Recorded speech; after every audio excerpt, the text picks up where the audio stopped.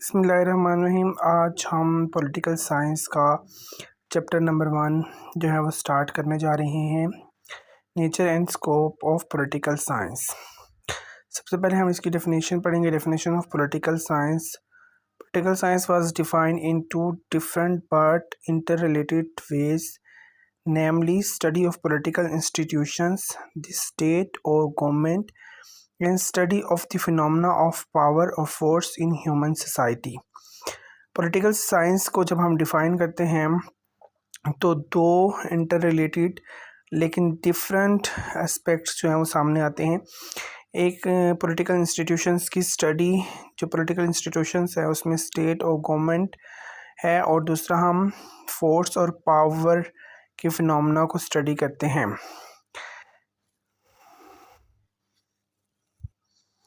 Dr. Stephen Leacock says simply that political science deals with government।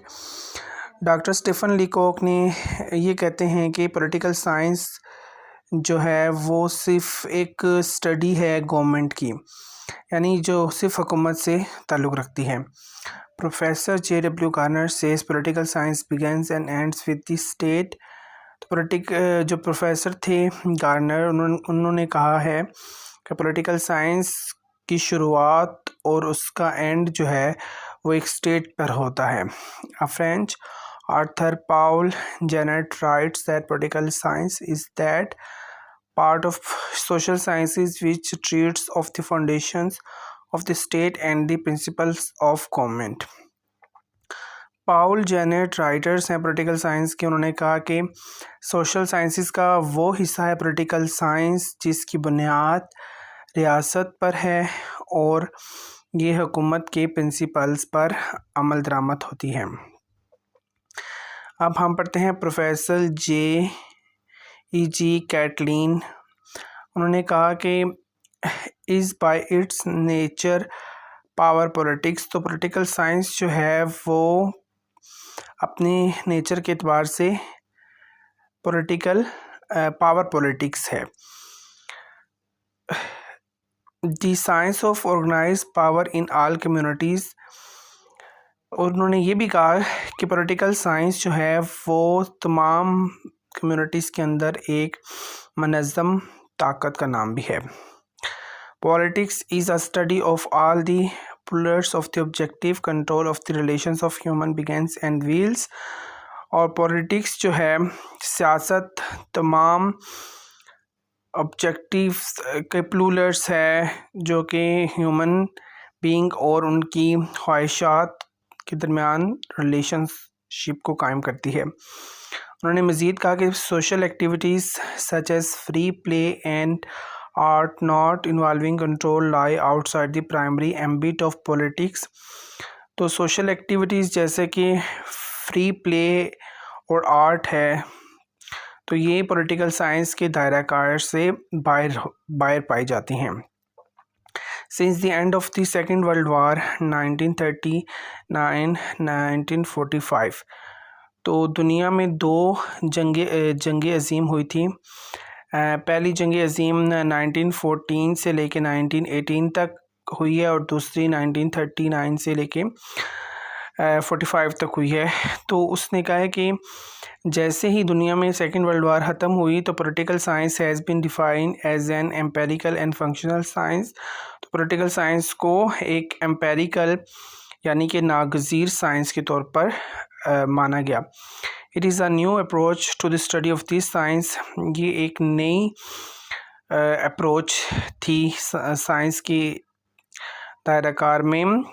तो professor जो हैं Harold D Lasswell, an American political scientist, declares that political science is primarily concerned with the question who gets what, when and how, कि कौन कब कैसे और क्या जो है वो हासिल करना चाहता है। उन्होंने मज़ीद कहा कि as an empirical discipline as the study of the shaping and sharing of power.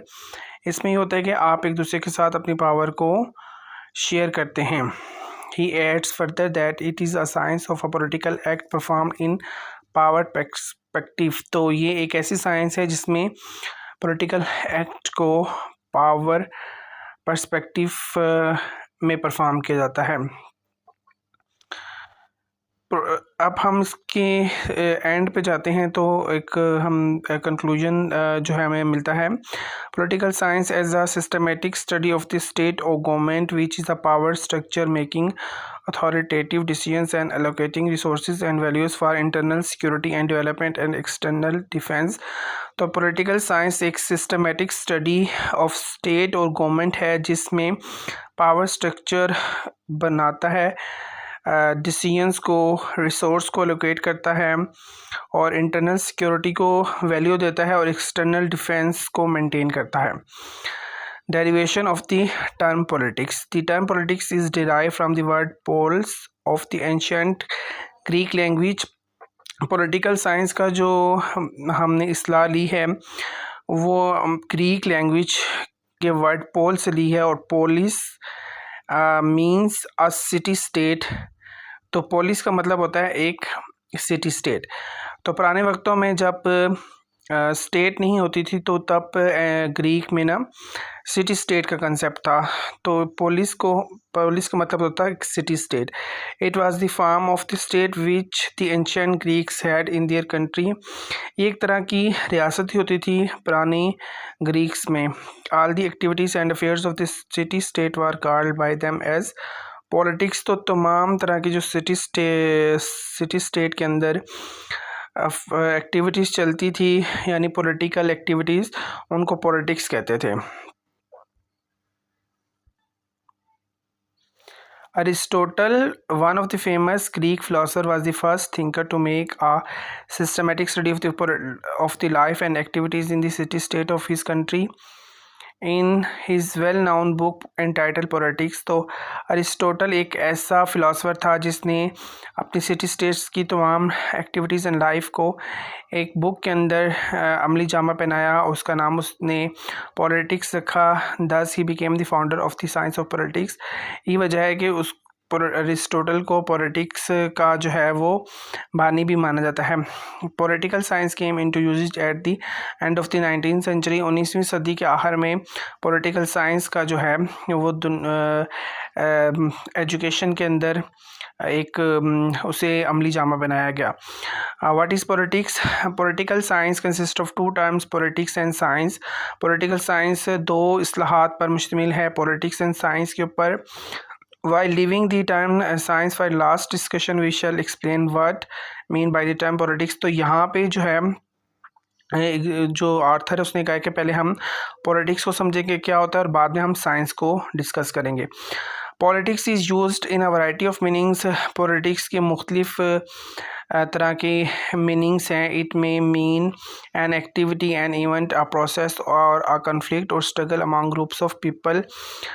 ये कोई इवेंट हो सकता है, कोई प्रोसेस, कोई कन्फ्लिक्ट, स्ट्रगल हो सकती है ग्रुप के दरमियान, कोई ऑक्यूपेशन हो सकती है, पब्लिक कैरियर हो सकता है। Systematic study and a theory और philosophy of the political activities, struggles और कॉन्फ्लिक्ट इटीसी। ये कोई सिस्टमेटिक स्टडी हो सकती है, थ्योरी हो सकती है, फिलॉसफी हो सकती है पॉलिटिकल एक्टिविटीज़ की, स्ट्रगल्स की और कॉन्फ्लिक्ट्स की। It is with the first two meanings of politics that we are concern here. तो उसने कहा कि पहले जो दो मीनिंग्स हैं इसमें जो हमने पढ़ा कि वो कोई इवेंट है, प्रोसेस, कॉन्फ्लिक्ट और ऑक्यूपेशन या पब्लिक कैरियर है, हमारा उसके साथ ताल्लुक़ है। जो थर्ड मीनिंग है बेसिस ऑफ पॉलिटिकल साइंस का, political theory and political philosophy which all drive from and depend upon the activities and process called politics. तो इस तमाम अमल को क्या कहते हैं? पॉलिटिक्स कहते हैं। Politics is the universal phenomena in human life and society. तो पॉलिटिक्स जो है वो एक जामिया फिनोमेना है इंसान की लाइफ और माशरे के अंदर। Two levels of politics, micro levels and macro levels। A French political scientist Maurice Duverger in his book The Idea of Politics suggests that the study of politics should be undertaken at two levels, micro political and macro political। तो जो political scientist था French मॉरियस, उसने अपनी book के अंदर idea दिया कि politics को दो लेवल्स के ऊपर जो है वो देखा जाए, micro politics and macro politics के अंदर। माइक्रो पॉलिटिकल लेवल में political study should deal with the relations of an individual with other individual in such political activities as elections, voting, party meetings, committee work, etc। तो micro level के ऊपर क्या होगा? Political study को deal करेंगे individuals के दरमियान, जैसे कि पॉलिटिकल एक्टिविटीज़ होती हैं, जैसे इलेक्शंस है, वोटिंग है, party meetings, committee work, etc. At the macro political level it is a study of group relations where as Morris writes direct contact does not exist or replaced by indirect contact between intermediaries by administrative relationship or by artificial theoretical contacts, the minister's handshakes, the television appearances of the head of state. तो इस macro level के ऊपर जो relationship होगा Maurice के accordingly वो कोई direct contact नहीं हो सकता, बल्कि इनडायरेक्ट भी हो सकता है, जो एडमिनिस्ट्रेटिव रिलेशनशिप्स हो के ज़रिए भी हो सकता है, और किसी भी जो स्टेट है उसके मिनिस्टर्स के हैंडशेक या टेलीविज़न के ऊपर अपीयरेंस के थ्रू भी किया जा सकता है। यहाँ पे एक चार्ट है, इसमें levels of politics and types of politics बयान की गई हैं, micro level politics and macro level politics. तो लेवल्स है non governmental politics, subject matters of sociology, anthropology and other social sciences. Micro level politics में क्या होगा, ये है family, school, club, tribes, student community, business concerns, industry, chambers, trade unions, etc. National और country wide industrial और labour organisations, corporations, multinational companies and corporation, etc. है government politics और politics as understood in political science, local political leaders, local bodies, local administration, tehsil, district authority, local political party, local election units, voters, etc. इसमें शामिल होता है। Macro level के ऊपर government और political system और state, nation, political parties, organisations, pressure groups, governmental departments, bureaucracies, public services, international organisations, UNO, etc. अच्छा, ये मेरी वीडियो जो है वो यहाँ पे मैं अब क्लोज़ करूँगा क्योंकि काफ़ी लेंथी हो चुकी है। तो बाकी जो टॉपिक्स इसके रह गए हैं वो हम नेक्स्ट वीडियो में इंशाल्लाह कल पढ़ेंगे।